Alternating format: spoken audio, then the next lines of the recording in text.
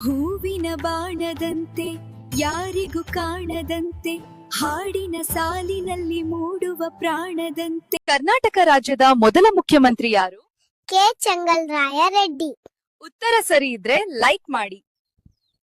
ದಸರಾ ಹಬ್ಬಕ್ಕೆ 18 ದಿನ ರಜೆ ಇದೆ, ಏನ್ ಮಾಡ್ತೀಯಾ? ಅಜ್ಜಿ ಮನೆಗೆ ಹೋಗ್ತೀನಿ. ನೀನೇನ್ ಮಾಡ್ತೀಯಾ? ಕೆಳಗೆ ಕಾಮೆಂಟ್ ಮಾಡು. ಚಿತ್ರದುರ್ಗದಲ್ಲಿನ ಬ್ರಹ್ಮಗಿರಿ ಶಾಸನವು ಯಾವ ಚಕ್ರವರ್ತಿಗೆ ಸೇರಿದೆ? ಅಶೋಕ.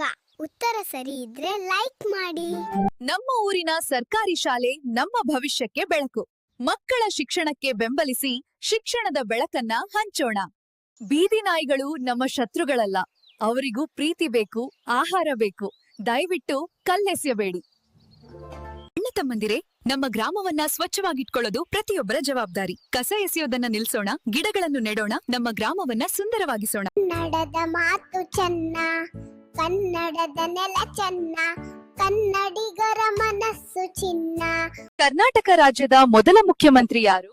ಕೆ ಚೆಂಗಲ್ರಾಯ ರೆಡ್ಡಿ. ಉತ್ತರ ಸರಿ ಇದ್ರೆ ಲೈಕ್ ಮಾಡಿ.